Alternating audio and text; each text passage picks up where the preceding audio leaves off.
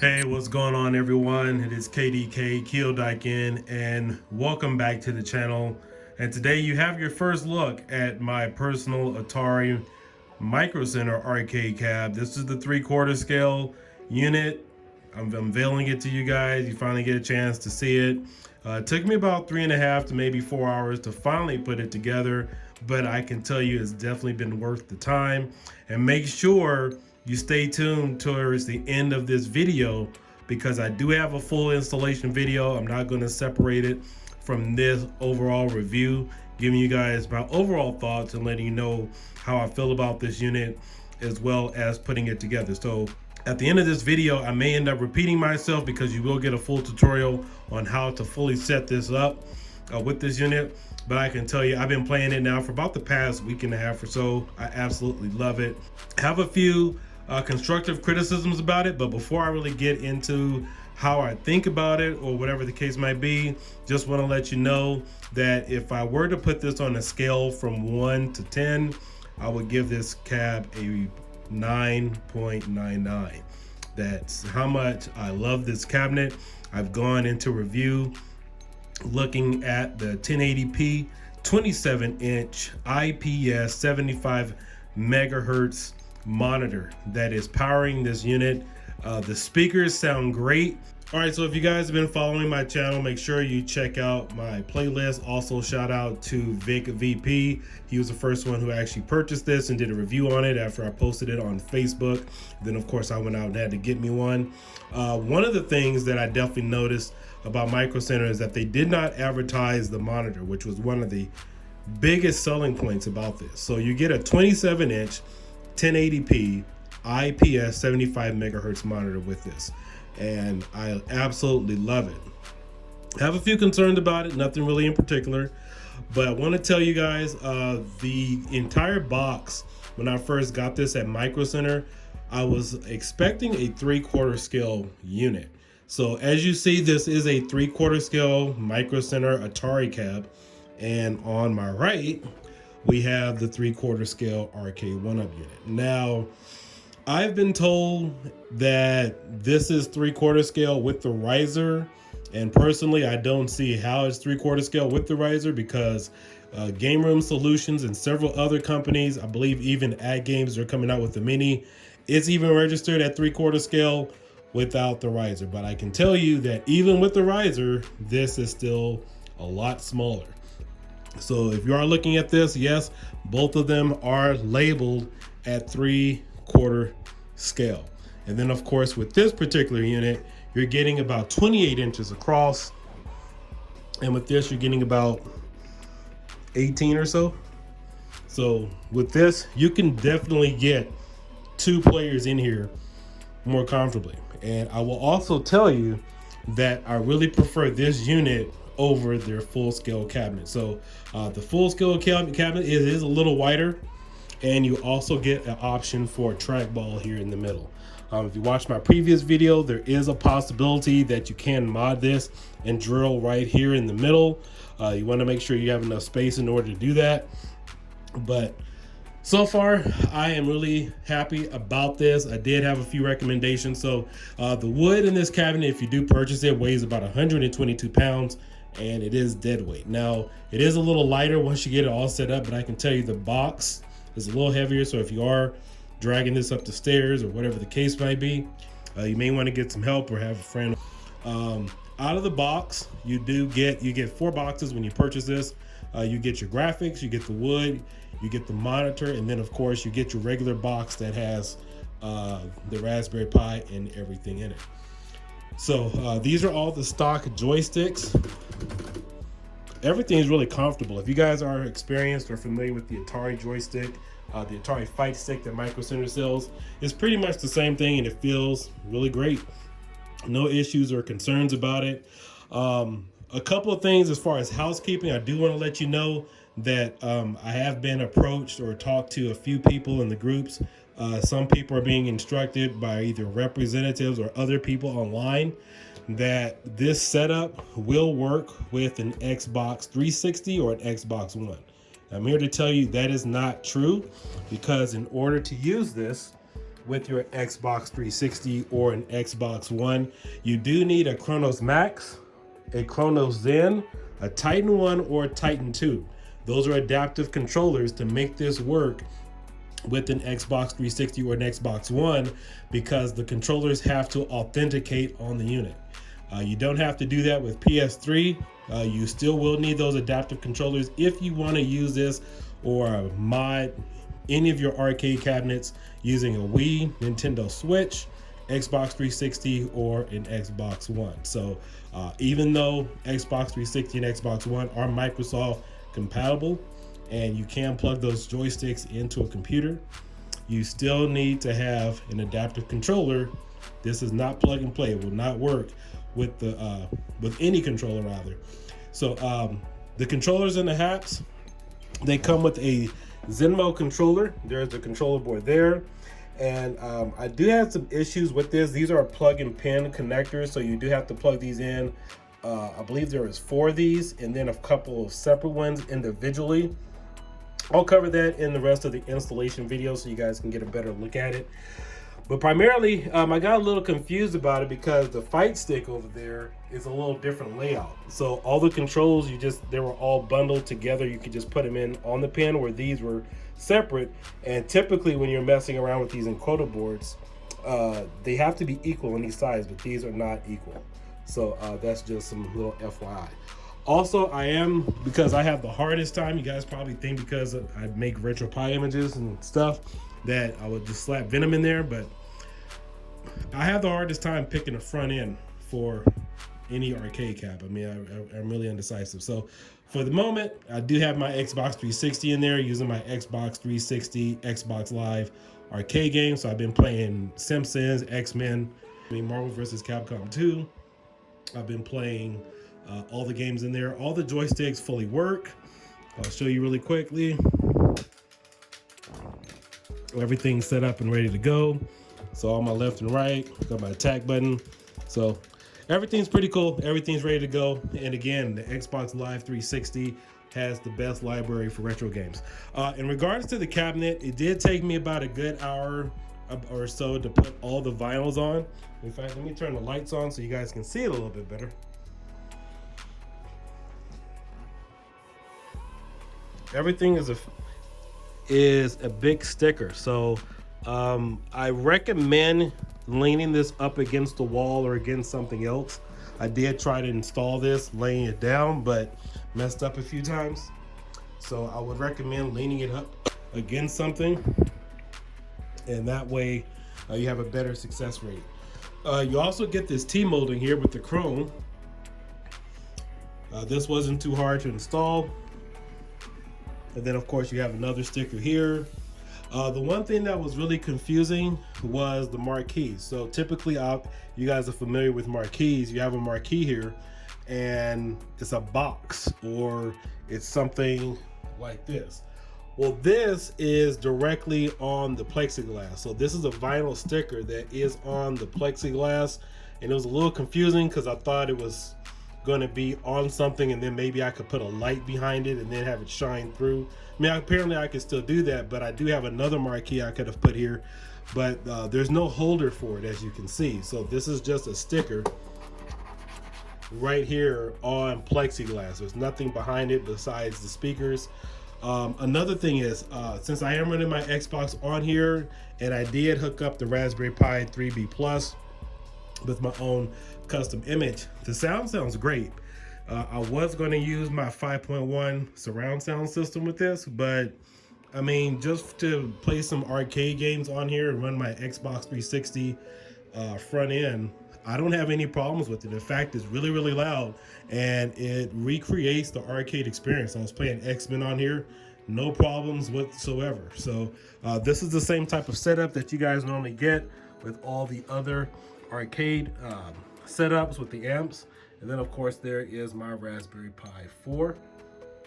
So also too, if you are planning to use your Xbox One or Xbox 360, even though I am using my Chronos Zen right now, I'm sorry, my Chronos Max, the Zenmo controller is a 2-in-1. So you have both sides connecting directly into the Zenmo, and then it feeds out through a USB port. The only problem with that is while you're trying to adapt this to a Xbox One or an Xbox 360, you will need to use a different encoder for the second side, because the controller adapter only works for one side. So I do have some extras over here, and so I'm going to swap out the controllers on this side to have its own separate encoder board, so it has its own separate USB. And then I'm going to use my other adaptive controller for the second player.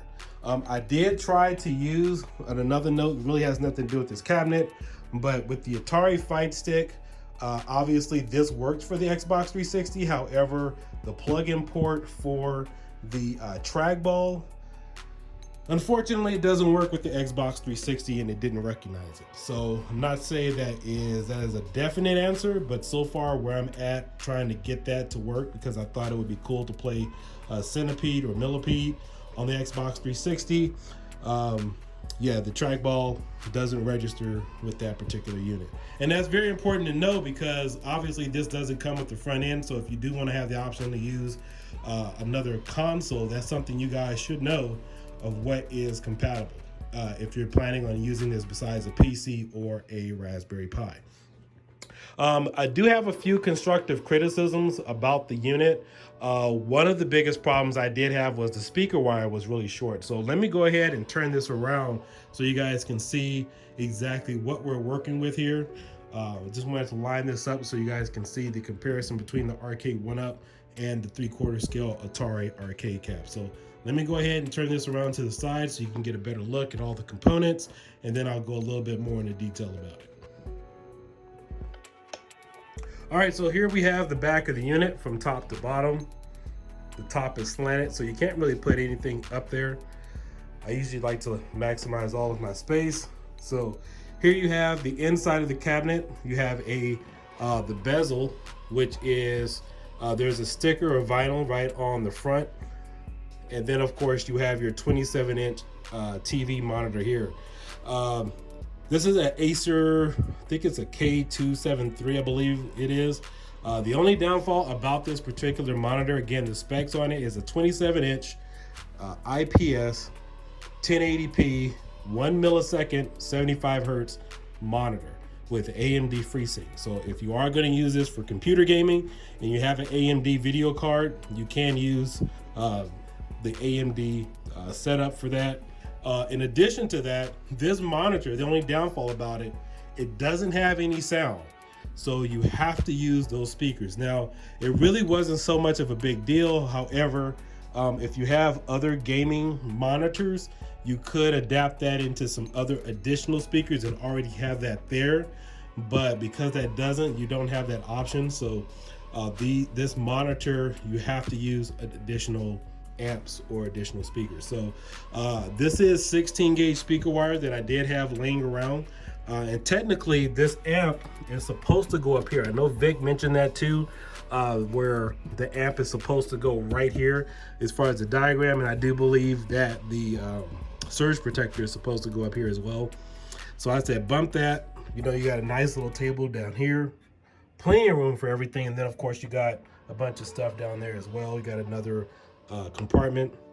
So what I would recommend to Micro Center, I did talk to the rep about this, is my personal recommendation is to change out the little wire they give you, which is really that long, and go with about 2.5 feet of high quality speaker wire. I mean, it really doesn't have to be high quality, but I personally prefer something around 16, maybe 14 gauge, but at least 2.5 feet.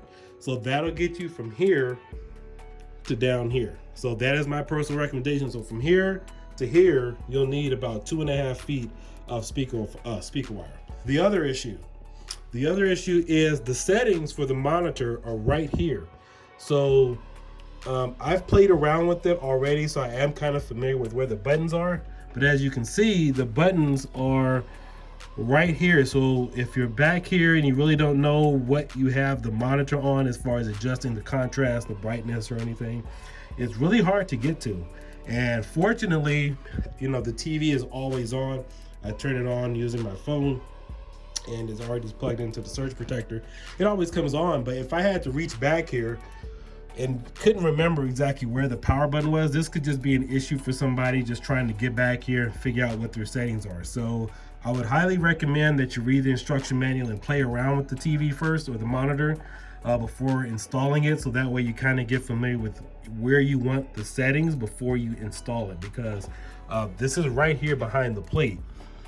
And so as you can see, this is not a place where you constantly want to be if you're trying to adjust your settings and whatnot. The other cool thing is, if you guys will go back and watch my video, I think it's about 3 or 4 videos down, I did a video about blue light effects. And so this also has a blue light sensitivity feature on here. And considering the fact that this is an IPS monitor, it's really good on your eyes because it's not that bright and it doesn't affect your eyesight. I mean, if you look at an IPS monitor, it looks like it's kind of dim, but it's really good if you're turning the lights down in your area, in your game room, looking at it. So it's really soft light, so it really doesn't impact you as something that's really, really bright. So that's another cool thing about this cabinet. Installation time, one of the hardest parts for me to really get into is once I had everything set up in here, I couldn't really drill to really fully secure this. I'll play around with it a little bit, but this is one of the hardest areas for me to get into, because you can't really get a drill in here to really drill once you have either the top or the bottom on. So that was another issue that I had with this cabinet. Another thing that I did mention was that this back end for both pieces, they don't have to be so heavy, because this is an area where, you know, we need to get in and out once we turn it around. You know, if you're like me and really not sure about what front end you want to run, because you got so many options. But they could actually shed some weight by making this a little bit lighter. In fact, they could use almost particle board. I mean, not to really degrade the quality of the overall cabinet, but because this is an area you really want to get into, it doesn't need to be or have the same quality as the rest of the cabinet, because obviously it's back here. This thing has some weight to it. This ain't particle board. So, and then of course I didn't put the chrome on here because I don't care, because I'm not going to be back here. You do have a plate here. This doesn't do anything. And this is where the magic happens. So right now I have my Xbox 360 in here. I have a controller stick in here just to authenticate for my Xbox 360. And then of course I have my power adapter and everything else. But other than that, installation was pretty straightforward. I didn't have any issues or concerns. The hardest part for me, honestly, was putting on the vinyls. That actually took a little bit longer than expected because it kept touching the carpet and all that other stuff. But once I got away around that, it didn't take me too long to do. But other than that, again, I give this cabinet a perfect, or I give it actually a 9.99 out of a 10. No major issues with this. Again, this is something else right here where they could probably shed some weight, maybe go with particle board like Arcade 1-Up back here. This is particle board. It doesn't have to be this quality, but something a little bit lighter. Just something to keep in mind. But yeah, there's your easy access to get into everything. Plenty of space down there.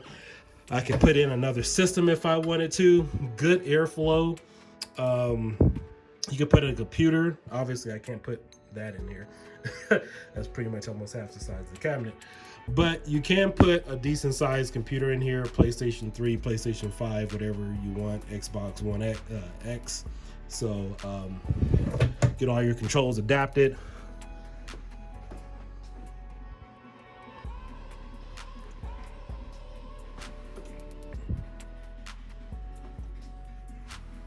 And so there again, there is a quick comparison next to two 3/4 scale arcade cabinets.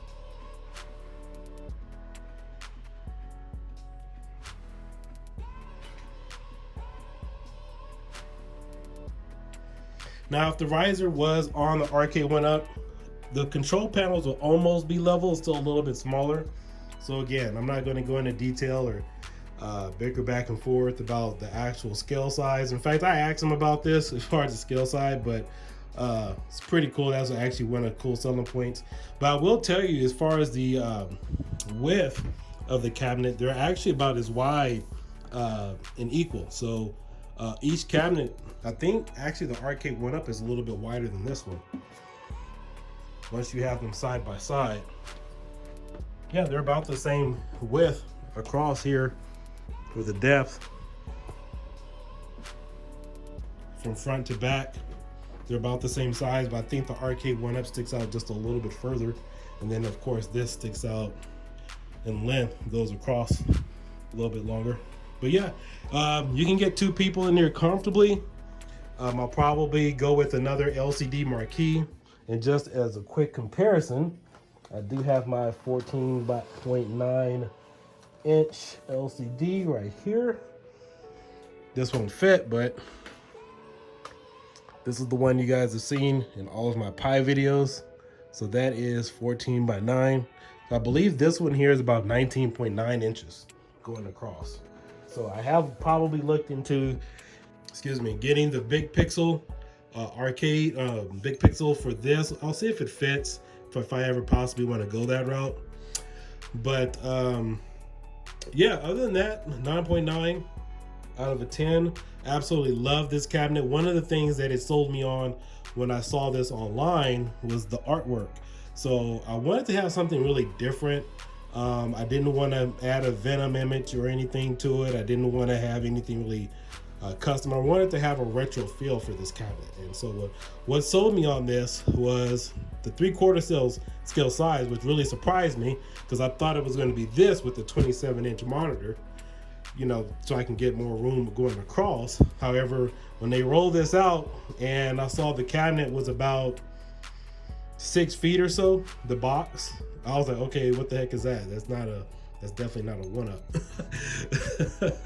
But here, let me go ahead and turn this up for you guys so you can hear some of the sound quality.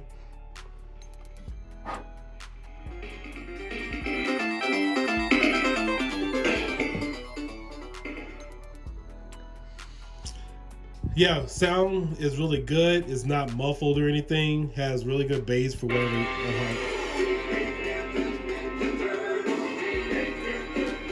So there you go.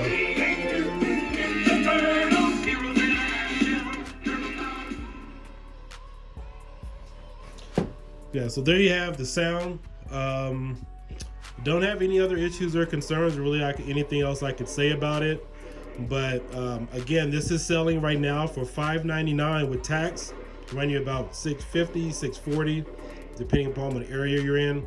They do have several micro centers across the country. Unfortunately, they don't ship. So if you guys were looking for that, you do have to have a micro center near you. But again, you get all the buttons here, all these buttons, all the joysticks, everything here is all stock. I have not changed out anything yet. Everything running here, let me turn this down. Everything running here into a Zenmo encoder. It's a 2-in-1, so everything is running directly into that mini micro USB, and then of course it comes out the other side to USB. So that will work with your Raspberry Pi unit. It's the same type of device they use for the Atari Fight Stick.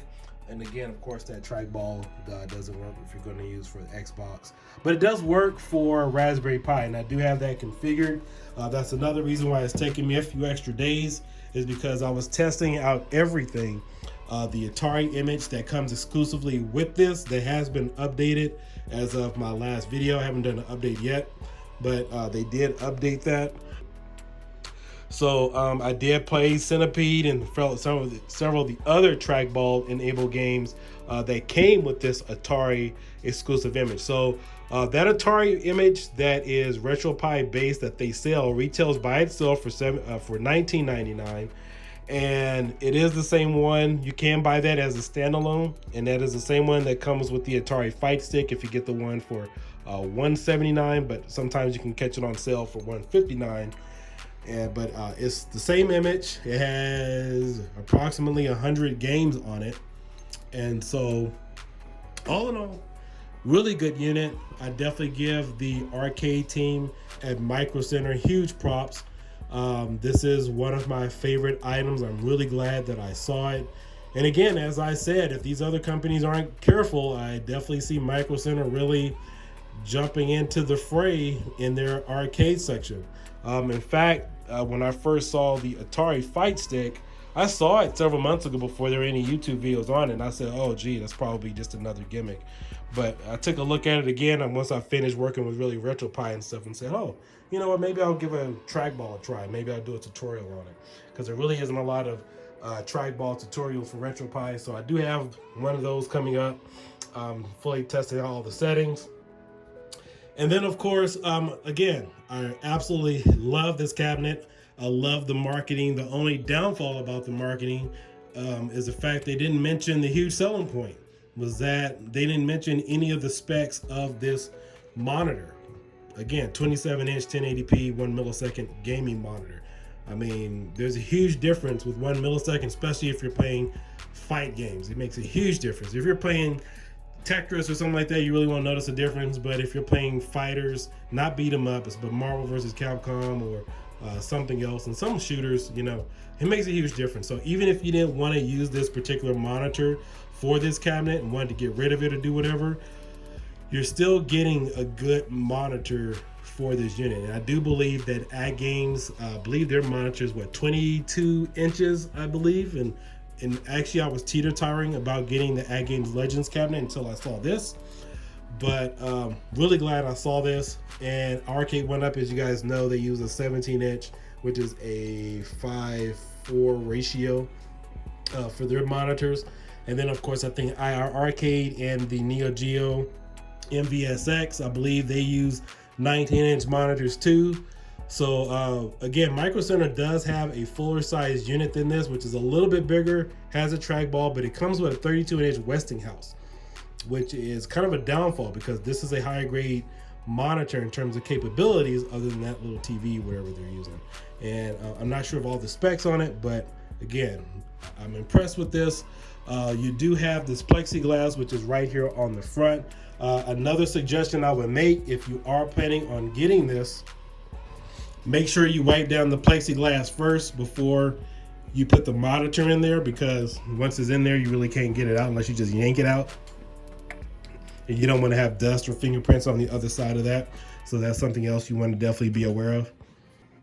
But all in all, this is a great unit. I didn't have any other questions or problems or concerns that I really wasn't able to figure out. Everything was kind of straightforward. Well, I will say the directions were a little empty at certain points.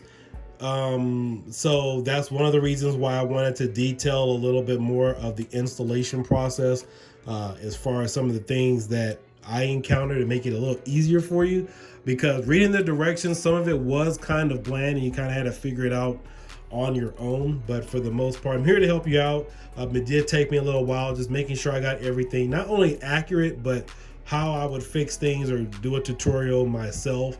And then of course, making sure I didn't skip any steps whatsoever. But other than that, a lot of this was just straightforward and easy. Just make sure you have all the required tools and stuff. Again, this sells for $5.99, one of the best cabs out there, especially for 3/4 scale. So you get this for $5.99. I would suggest adding some other LED lights. I'll probably add some of those. I got a few of those laying around. But again, guys, let me know what you think about this unit. Leave a comment below. I don't know, overall impressive unit. You can mod this, plenty of opportunities, especially I'm really glad they added this shelf here so you can do whatever the heck you want with it. And then of course, but again, my only personal thing is obviously I would make that panel on the back easier accessible if possible, where they have the monitor mounted so you can get to some of the settings.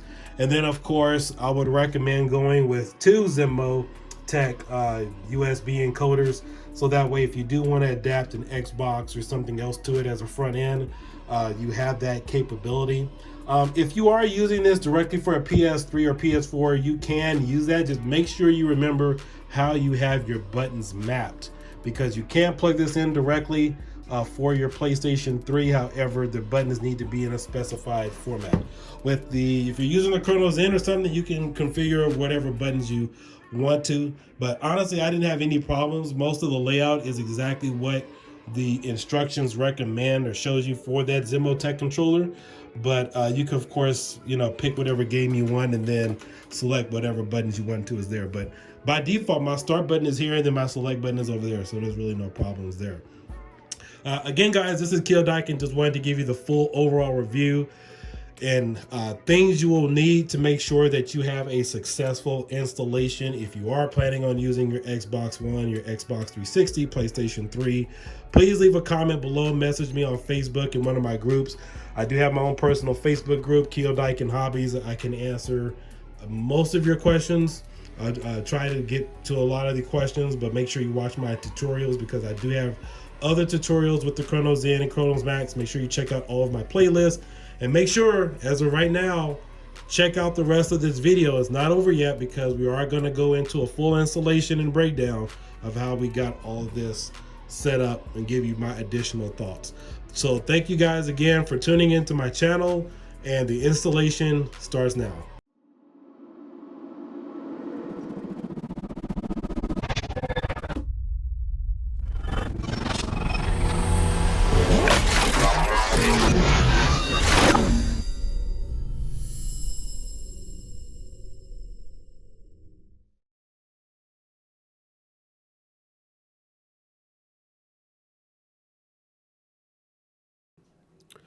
All right, guys, so here we have it. This is a 27-inch monitor. We're going to fully assemble it.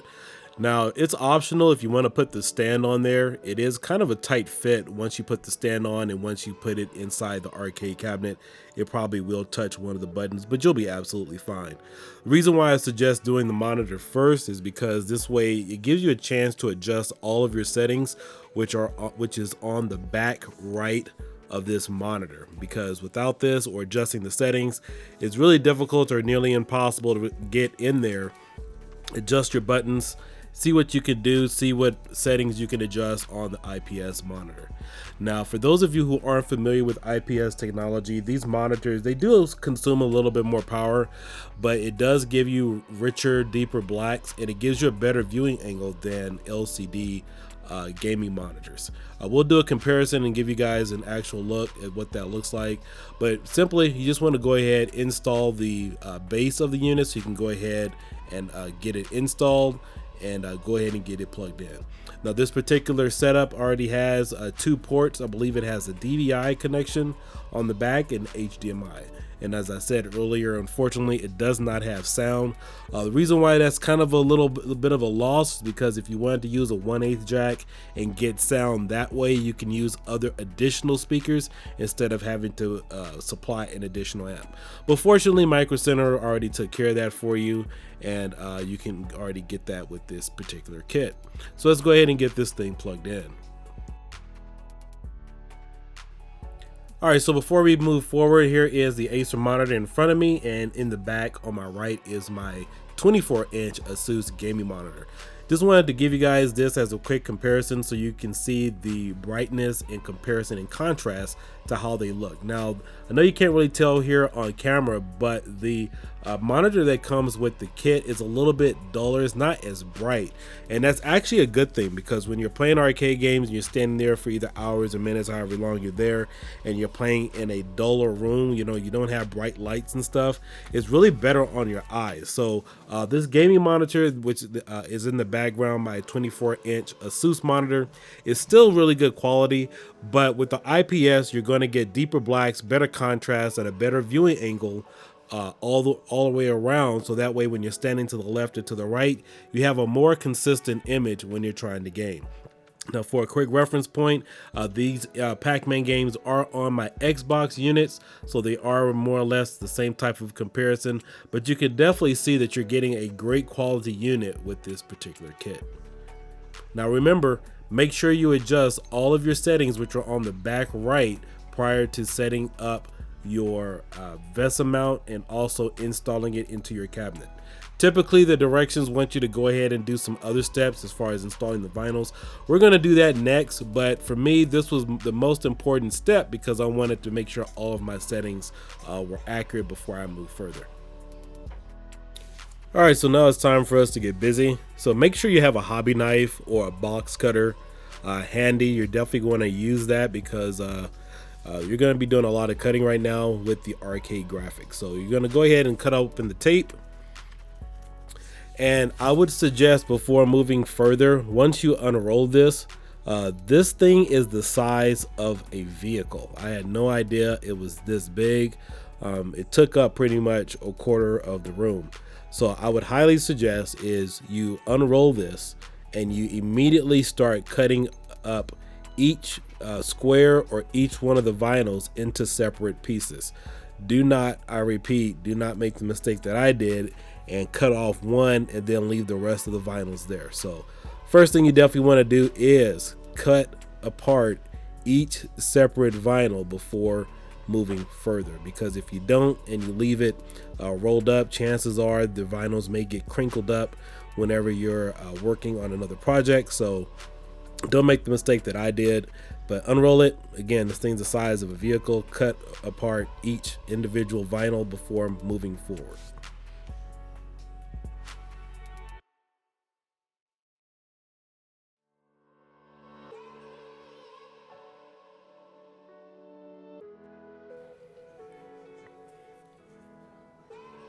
So once you have all of your individual pieces cut out separately, the best way to apply the vinyl is to lean it up against another object and roll it against the wood grain. Typically, if you try to lay this on a flat surface, gravity kind of works against you, and sometimes it will apply itself to the wood when you're not trying to. So my personal method is lean it up against something so that way you can line it up, and then you can gently press your vinyl against the wood cabinet and then firmly put everything into place. If you use this method, it should take you just about a couple of minutes, maybe 2 or 3 minutes to get everything firmly applied. If you're laying it on a table or if you're trying to do this on the floor, again, gravity is going to work against you and it's going to start applying the vinyl to the wood grain whenever you're trying to just line it up, and that's not something you really want to happen. And then plus, if you're on the carpet and you got dust and lint and everything all over the place, you don't want that stuff attaching to your vinyl. So if you lean it up against another object like I'm doing here in the video, you can align it a little bit better, and then of course reapply it to make sure things are lining up. And then of course I would start with the corner and also the top, so that way those are the places where you probably need to spend a little bit more attention to detail. But also keep in mind the vinyl is slightly bigger than the wood cabinet, so if it's sticking out over just a little bit, that's fine. You can cut the rest of it off with a hobby knife. Personally, I didn't have too many issues, and I wanted to make sure most of the artwork and none of the black matte vinyl was cut off, so I made sure it was perfectly aligned with the artwork, and that way all the little extra black access which will stick off of the cabinet, I just decided to go ahead and cut that off with a hobby knife. Now sometimes on the off chance, when you do apply the vinyl, you will get additional creases here, so I would take a terry cloth or a microfiber cloth and just kind of rub some of those out. You could kind of press some of them out by lifting up and then pressing again to remove some of those additional marks or the air that's underneath. This should only take a few minutes if you happen to run into this issue.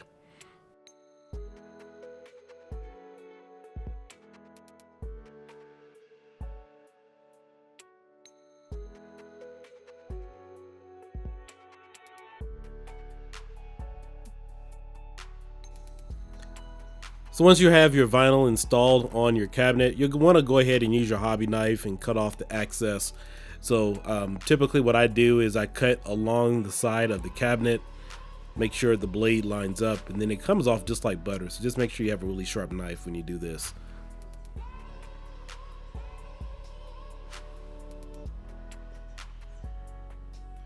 And then once you get to the bottom, you want to turn it on its side so you can get to the rest of it. This should only take a few seconds to do.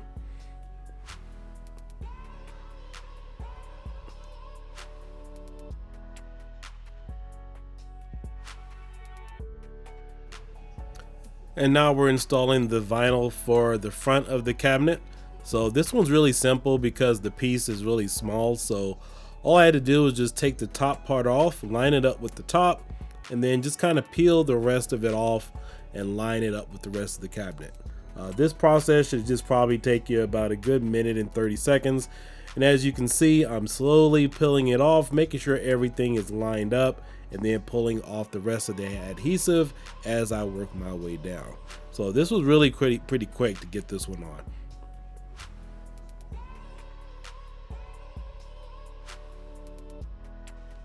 Now we're going to apply the vinyl to the front panel. This is not the control deck. This is the panel that's right underneath the control deck, right in front of the arcade cabinet. This one's pretty straightforward and really easy. You just peel off and rub. It's small enough to go ahead and do it this way. I'm obviously laying this one down because I have more control over it. You don't have to lean this one up against anything. But once you go ahead and do that, you just take a microfiber cloth, go ahead and rub it down to get all the little creases out. And then of course, take your hobby knife and cut off all the additional excess.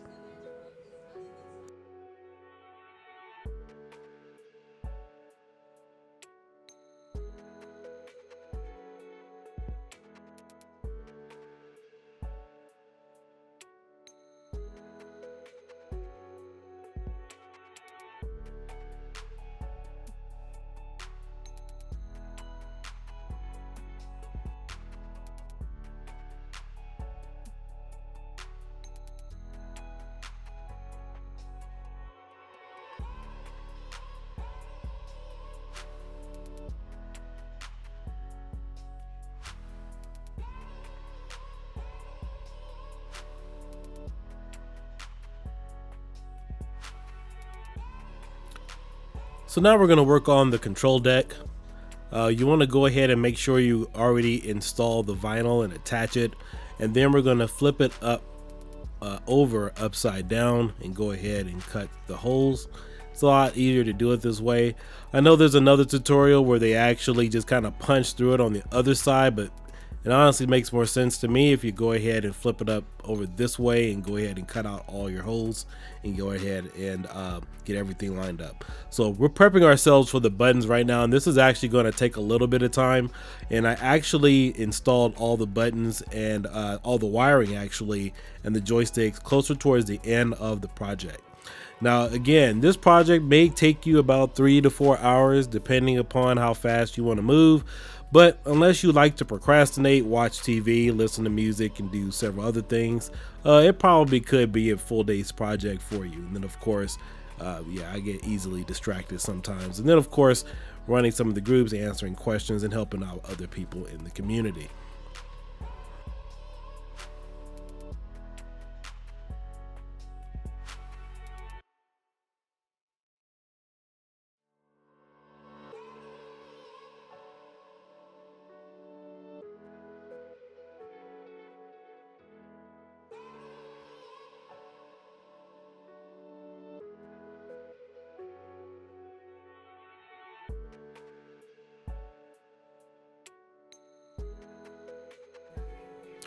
So once we have all of our buttons laid out, we're going to go ahead and get them inserted into the control deck.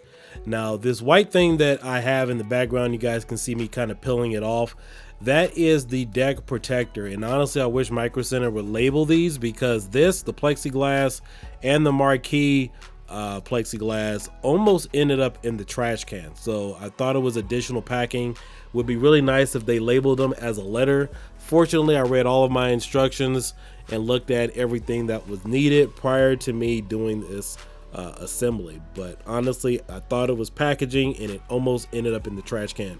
Reason being, it was entirely covered with white plastic, and so there was nothing on there signifying that it was plexiglass or deck protector, or he didn't have even a letter on it. But Yeah, so with that, we're going to go ahead and install all the buttons here. Just go ahead and take off the bottom cap, put the bottom cap underneath, and then of course twist it into the rest of the control panel. For those of you already familiar with this, you could probably fast forward this part, but if you are new to the hobby and you've never done this before, all you're going to do is lift up on the deck protector, unscrew the little back portion there that you see, and then put the rest of it inside the control deck. This should only take you a few seconds to do.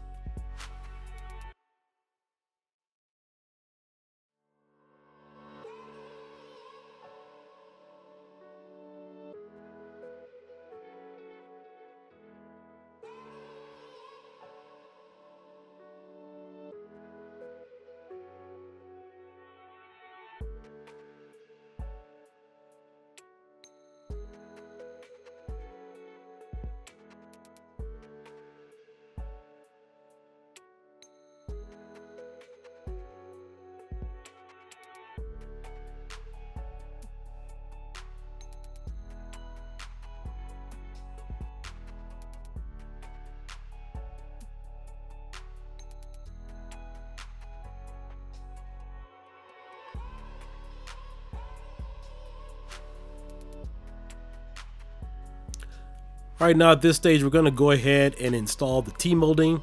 You should have received two different strands. I believe they are at 20 feet in length, and you're going to need a hammer. Now, I know the manual recommends a rubber mallet, but for my purposes, I was okay with using a hammer. And so we're just going to go ahead and knock everything into the grooves. Just go ahead and line it up. But I will tell you, when you get to the corners, it will be a little bit more difficult. So you're going to make sure that you apply a little bit more extra care just to make sure that it stays fastened when you get to those corners. Additionally, I know the manual says that you should cut some grooves into the T-molding. However, I didn't have to do that, and it pretty much holds everything nice in place. I would also like to say that there is additional plastic that does cover the T-molding, so you don't have to worry about messing it up by hitting it, so it is protected. And so when you're done with this project, I would advise that's when it's safe to remove it. But while you're hammering in the T-molding, go ahead and leave that plastic covering on there, so that way you don't get any initial scuffs on your nice T-molding for the cabinet.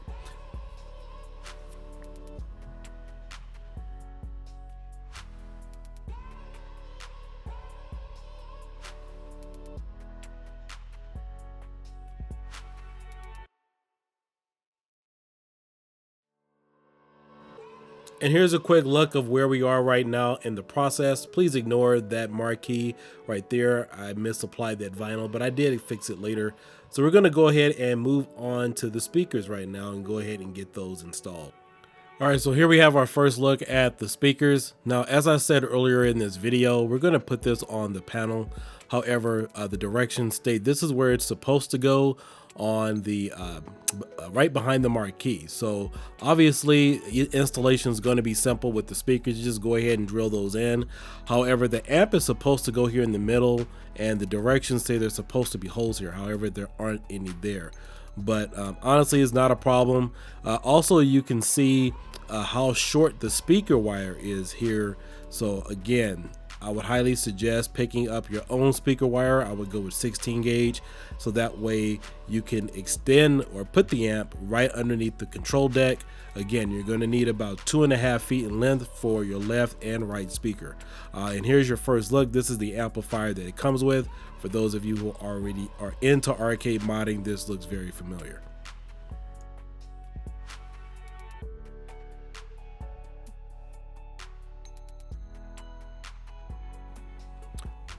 Now that we have our speakers mounted, I have my custom or personal speaker wire that I had laying around. Both of them are 2.5 feet in length. You can see how short the speaker wire is that comes included with this pack. Honestly, yeah, I wish they would have provided a better grade. But here's a look at the speakers. We're going to go ahead and braid them onto those brackets. And remember, the positive or negative wires really don't matter too much on speaker wire, but I'm sure you guys can sort that out. Just make sure that you are plugging it into the right spot. Typically, I like to use banana plugs, but because of the nature of this project and the way the speakers are already because of the way the speakers are already set with their prongs, I'm just going to go ahead and braid it to the wire and then go ahead and use some masking tape just to hold it in place. Some of you may prefer electrical tape. I didn't have any, but masking tape will also do the job just fine.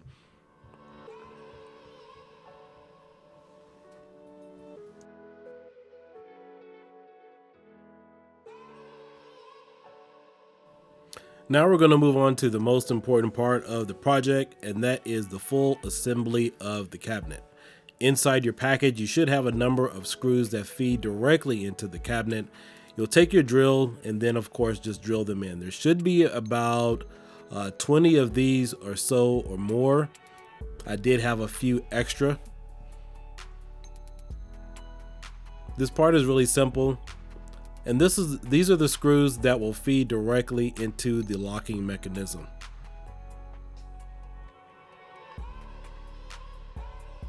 Which will hold your cabinet in place.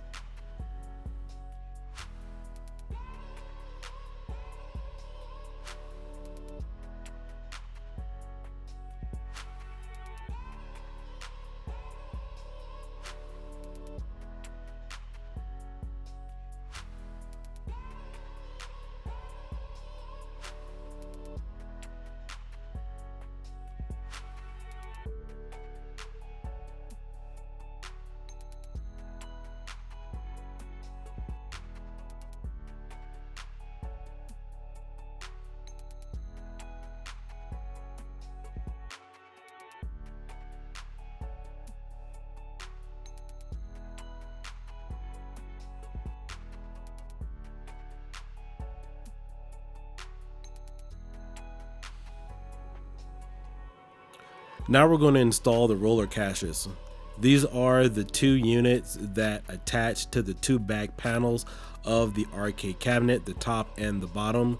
Make sure when you install these, you don't have this connector inside the clip. You want to make sure you attach those separately because those will go onto the back panels. And you can see you have them lined up here as it will be on your diagram. Really simple and easy install. You can't mistake these for the other holes on the cabinet. They are a little bit smaller, but of course after you look at your diagram you'll realize that these are the two that go that are for your back panels for easy access.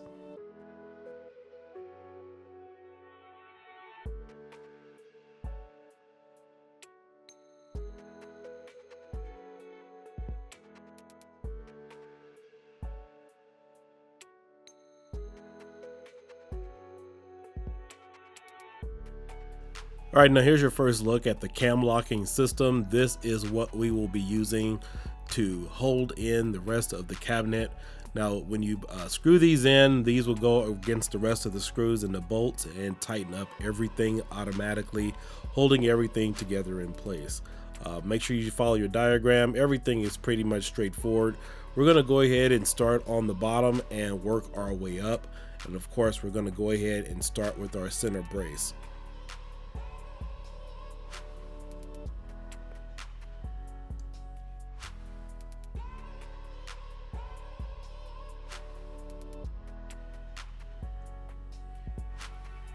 If this isn't your first time assembling a cabinet, everything again is straightforward and it has resemblances of assembling other cabinets where eventually you'll have to lay everything down on one side and then of course get everything, primarily your braces, tightened down and screwed in so it'll hold everything together.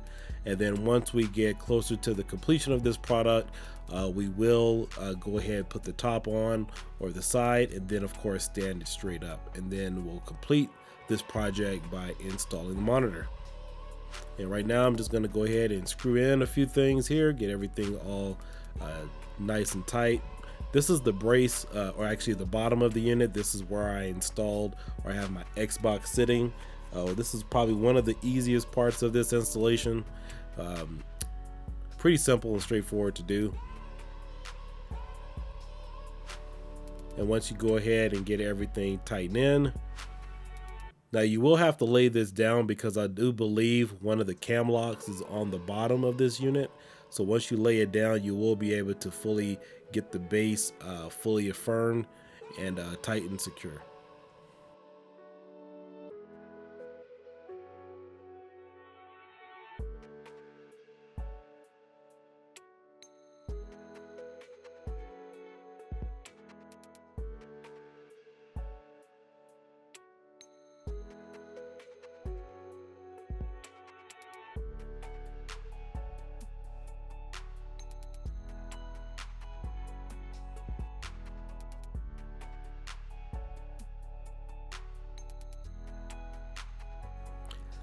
So here's a quick look of our progress. Just wanted to keep you guys updated about where you should be right now at this point.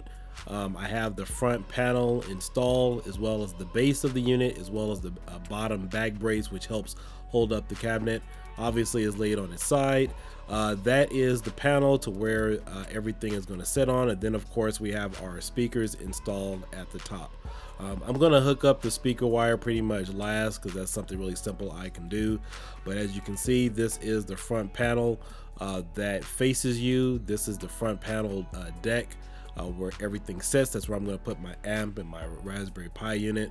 So you will get this little type of T-formed connection sitting right there in front of you with everything being ready to go.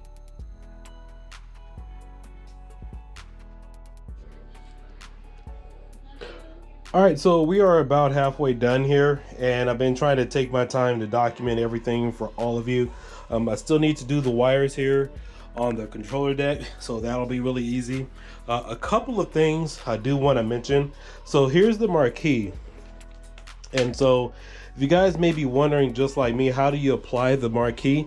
Well, it adheres, or there's an adhesive to the actual Marquee panel itself. Now typically if you have a regular arcade Marquee, you guys are familiar that there's usually either a back plate or this is the front, and then it's sandwiched together. However, that's not the case with this. So this actually sticks to the Marquee panel itself. So mine's a little bit shorter, but whatever, I'll make it work. The other thing is, if you are going to mount your speakers here, this is the controller deck, so I will be putting the speaker controller directly on this deck. But if you're going to do this, you will need about 2.5 feet of additional speaker wire. So I have plenty of this stuff laying around here, so I'm going to cut this up and make sure it's long enough. So that's something you guys want to do if you want to have access to your box to control your speakers. The other option is you could put it up here with the included surge protector and have it mounted that way. And then of course what I would do is have the controls facing this way. Let me see if I can find my box. It's around here somewhere. Anyway, I'll find it. I think it's laying around here somewhere. So yeah, so what I would do is make sure you do it that way. Shout out to Vic over there at VP or VPN, because I know he mentioned this earlier. So yeah, this is something you definitely want to do, is try to mount everything here. So you will need some additional speaker wire. I know the speaker wire that comes included with this is really short. In fact, here it is right here. So this is the speaker wire that comes with it. It's really made for mounting here at the top. And I know ETA Prime recently installed the bartop version, and I know he did mention that the speakers are right up against the panel here, so that I'm not sure if that'll really prevent the sound, but I know he mentioned that there should be some spacers here, or maybe some additional padding that just give you that one extra little millimeter or two for the speakers, so that way the speakers can really vibrate. So that may be something that's needed. As you can see, it is directly flush here against the panel. Not a big issue, but it's just something you want to be aware of. Also too, I had a hard time installing this. See, this is the reason why you guys definitely want to install the speakers first, because you see this is a really tight space here, and so you definitely have to drill to make sure that these locking mechanisms are locked. The only problem is you can't really get a drill in here, so you have to use an angle one or use your hand, use a hand screwdriver to really get in here and mount it. But one of those should be mounted just perfectly. So that's just some little heads up there for all of you. So let's go ahead and finish this installation. We'll go ahead and take care of it right now. We will be done with it. And then this is the other side panel. So these here, right here, are actually made for these holes, of course. So I'm gonna go ahead and take care of that. So let's go ahead and take care of this project and we will get into some gaming. And now we're going to install the back latches for the back panels. I mentioned this earlier with that T-shaped type of connection. This is where the back panels are going to be installed. But first we want to make sure we install the locking mechanism for it, both on the top and the bottom. Easy screw job. Just go ahead and get it done.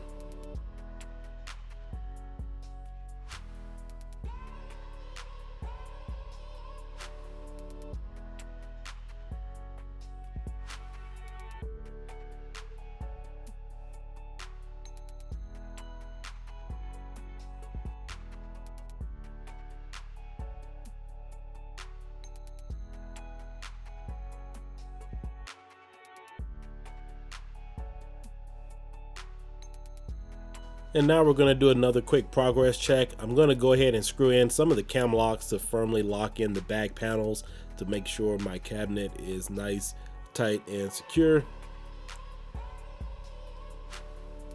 We're going to start at the bottom. Now remember, this back panel is only going to screw in two different places because the top is supposed to open up from free flow, so that way you can open it up back and forth without any issues. So there should only be two additional items or two additional screws with the cam lock that you need to screw in right here.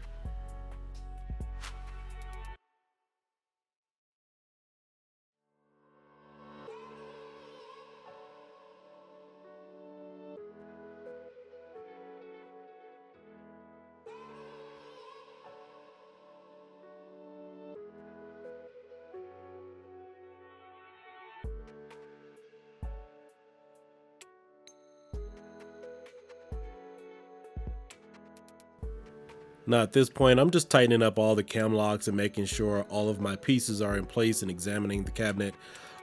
Don't want to move too fast for any of you, and then of course want to make sure everything is accurate before I start adding in all of my electronics.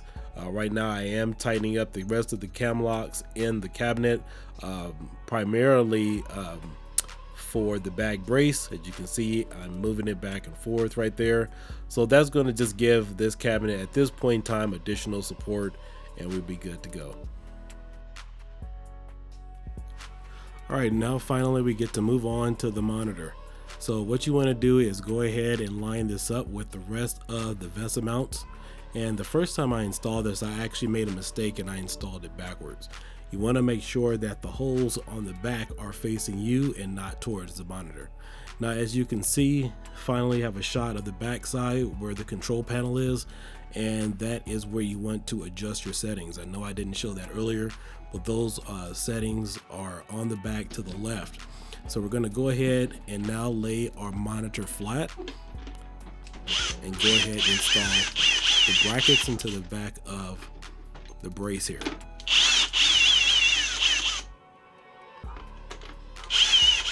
You definitely want to make sure they're even too.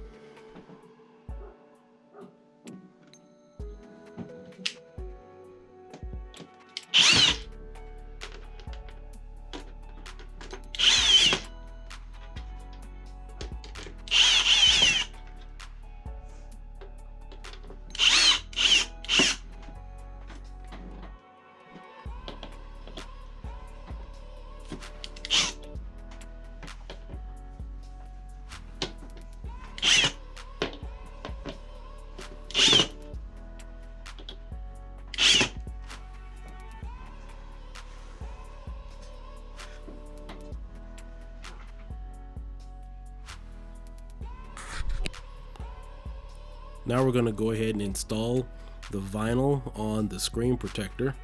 I know I didn't talk too much about this earlier, but there is a possibility you can install a larger monitor on this cabinet. I do believe the viewing may support, or the spacing may support, a 42-inch monitor. However, that's really not confirmed, and if you do that, you're pretty much at your own risk. But I do believe this can support a 41 or 42-inch monitor. Now keep in mind, you won't have the bezel there, or the screen protector, because obviously that'll take up the majority of the space. But we're going to go ahead and get this installed here. Now the best way to do this is actually take your 27-inch monitor, lay it right in the middle, so that'll give you a really clear-cut viewing of where you need to install the bezel. However, you really don't need to do that, because all you have to do is install this around the outskirts of the monitor, but that's just if you want to line it up yourself. To each their own. And this one was a little tricky to install, because it was a little tedious trying to get it off of there. But also be very careful if you do need to apply it and then reseat it, because you may possibly rip it. I actually ripped mine just a little bit, so just make sure you're careful of that.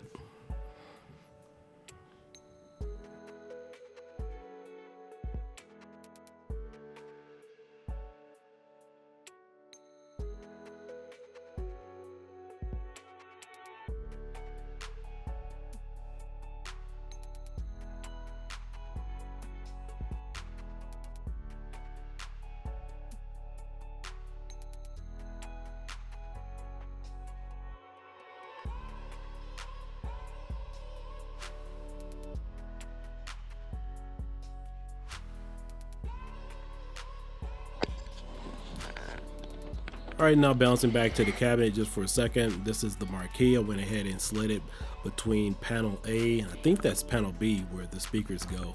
And then of course we have our screen protector there. Just wanted to make sure everything lines up perfectly before I install the other side of the cabinet, and then squeeze everything together.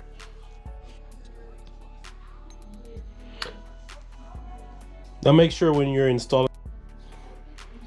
All right, so I'm getting ready to stand this cab up. I could probably pretty much do this by myself, obviously.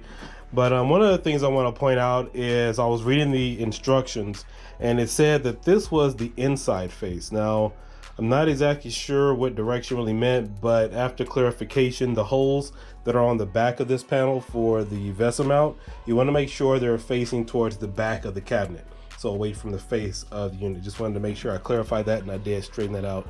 So again, some of the directions really aren't too straightforward as far as what the direction they should have been in, but I'm clarifying it for you here, that the holes on the J, the letter should be facing towards the back of the unit.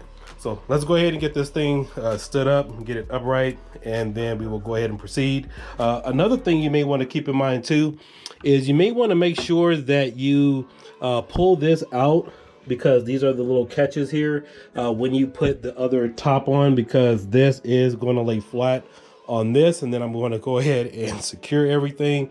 But it's going to be really hard, or if not impossible, to lay this flat with these catches here, because this will pretty much try to slide in this way. So I'm going to go ahead and pull this off while it's here. And this is one on the bottom. I don't have the top one assembled yet, so let's go ahead and take care of it. And before you actually lay this flat onto the rest of the cabinet, there is a little hole under this L label here. So just wanted to keep that in mind before you try to finalize this project. So yeah, there is an additional hole under here. Okay, so now that we have our cabinet about 90% hooked up, pretty much ready to go, I'm just gonna go around now and tighten down all the bolts into the locking mechanisms. Make sure everything is fully secure. Then I'm going to add my speaker wire, electronics, and fully assemble my control panel. And let's go ahead and do this. Okay, so now we're back on the control deck, and since we already have our buttons in here, we're going to go ahead and wire everything up. Make sure you pay attention to your instruction manual. I didn't spend too much time on this. I kind of figured everybody would be familiar with some of the wiring process. However, I will tell you, make sure you pay really close attention to your diagram. You can watch a little bit of this and slow it down. I will fast forward this for you. But I do know the first player side was pretty much really easy as far as lining it up and making sure all the pin connectors were accurate. There are about 4 different strands that have 4 different connections. So, and then the other sets of connections all have individual pins. So for example, most of the buttons will have, you will make sure that the top part of the button is for your ground, and the second prong on your arcade button, that is for the encoder board. So you want to make sure, you also want to make sure you don't rip this too, because I actually ripped one and I had to rewire it down for grounding. But make sure you have everything lined up nice and clear. The second side I was a little confused with, because the button markings are a little different from the first side and the second. I mentioned that much earlier in my video. So for example, the start and select button are in different places on each side. So just make sure you follow that diagram and you'll be a-okay.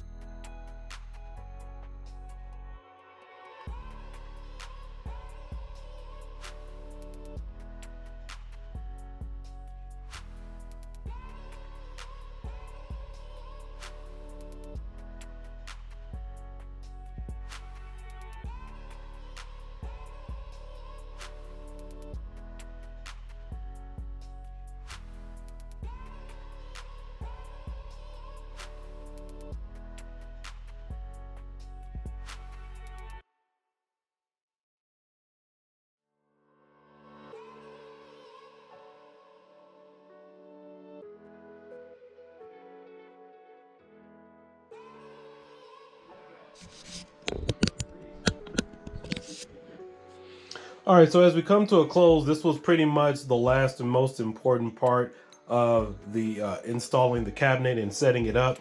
A couple of things I definitely want to address in this. Obviously, you want to follow the diagram that they did give you. Apparently, these are all labeled a little different, as you can see. The player 1 side, you have buttons 1 through 8 on this side, and then at the bottom you have your start and select, and then over here you have buttons 1 through 8, and then you have a mode button, and then you have your start and select button here, which is a little strange on why they put it on this side. I don't know why it's not the same type of diagram on each side. But then of course over here you have a ground button here and here, but on this the ground is here on the back and the front side. So you have the ground buttons right next to each other, which is fine. Now the only problem is I can see with this type of setup is this is obviously set up for a PC or a PS3. Now you can get this to work for other things. The only problem is if I wanted to have the option of it setting this up for, let's say, an Xbox One and use, let's say, my Chronos Zen or Chronos Max, or if I wanted to set this up for an Xbox 360, you're gonna have a problem. The reason being is this unit or this setup only comes with one microcontroller, which is here. And typically If you're setting this up for an Xbox One or Xbox 360, if you want to use your Chronos Max or Chronos Zen, you obviously need two USB encoders. If you guys have seen my previous videos with that, you do have that option where but you need one Chronos Max or for each side, or one Chronos Zen for each side, or one Titan 2. So with this, everything runs directly into one USB controller. So preferably, I would have loved to see this cabinet come with two micro USB controllers, so that way there's not any type of conflict. This will work for your Raspberry Pi as far as setting up all your buttons. Remember, you want to try to keep all of your buttons and all your controls matched the same way. I know typically with the Raspberry Pi unit, if up is not the same on each side, you can run into configuration problems. I was talking to a gentleman about that today. He had an issue where he didn't have his buttons set up correctly when he mapped it out for the USB encoder. Not a big problem, but you will have to go back in and rewire everything. So just make sure you follow the diagram correctly. With this, I have everything running directly as it should be, labeled here in the instruction manual. I do have everything going from button 1, 2, 3, 4, 5, 6, 7, 8, and then of course I have these other buttons up here. These are labeled as I think these are L2 and R2, and also L3 and R3. But of course, this only matters, or this type of layout only matters if you're using PS3. Remember, if you're using Raspberry Pi, once you go into the setup configuration options, you can go in and set up every button however you want to. Now keep in mind, when I do get to the Raspberry Pi portion, I'm going to set these buttons up directly in a Street Fighter format. So just so you guys know, Street Fighter is going to be A, B, X, and Y, and then of course L and R. I know this is upside down, but it goes A, B, X, Y, L, and R if I want to have that type of setup. So it really doesn't matter how it's really set up in here, but this was really straightforward. I didn't have too many problems. I did end up accidentally ripping one of the USB encoder buttons here. Didn't need the extra one, so that's not a big issue. I had to tape it back down and then crimp it. But all in all, everything is straightforward here. This only takes a few minutes to go ahead and wire everything appropriately. Make sure you follow your diagram, so that way your up is up, your down is down, and so forth. But again, I believe that more or less plays in part with if you're using a PS3 or PlayStation 2. Now keep in mind, I was talking to a gentleman as well. He said, I think it was the Atari Fight Stick as well as this, that this will work with the Xbox 360 right off the bat because it's Windows or Microsoft based. And that is not true. You still need an adaptive controller like the Chronos Zen or Chronos Max to have this work. But your only problem with this is you need two USB encoders to really make that happen. Everything is feeding off into one here. I've actually never tried hooking this up directly to your Xbox 360 or Xbox One, but usually you do need to have two separate encoders if you're going to use a Chronos Zen or a Chronos Max. If you guys are not familiar with that, please reference my other videos, because I want to make sure that you get the best modding possibility out of this setup. So let's go ahead and finish this installation and then we'll be done.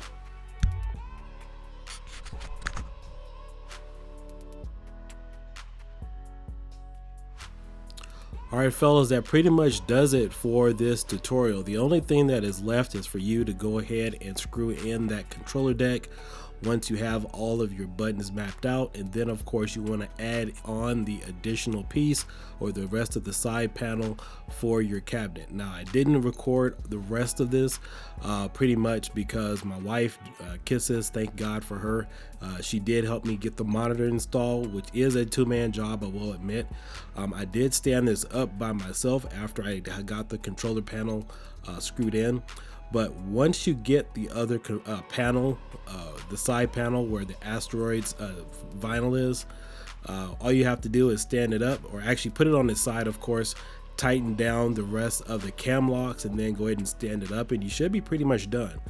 Make sure all the rest of the screws are tightened in your cam locks, and you will be good to go. The final step, you will require a two-man operation to go ahead and screw in the rest of the not the VESA mount, but the mount for the monitor. It is a two-man job. Have one person hold it, make sure that not the LCD screen, make sure your LCD screen is clear or wiped down, dust free, and also the deck protector as well, because you won't be able to access it. Again, make sure all your settings are accurate. Make sure you have your brightness turned up or turned down, whatever your preference may be. And then of course, go ahead and install the monitor, which is a 2-man job. I will tell you that is a little tedious. You want to make sure you have one person holding it in place, and then of course lock it down on the side. Again, I apologize, but there was a lot of recording, a lot of work that went into this, because I had to set up for every camera angle and stop and make sure you guys could kind of see everything that I'm doing. But that is pretty much it, and that is the final step, is to make sure that you turn it up, turn it right side up, which is only a 1-person operation, but you will need possibly 2 people to install the mount or the monitor inside the cabinet, and then you'll be done. And I hope you enjoyed this project.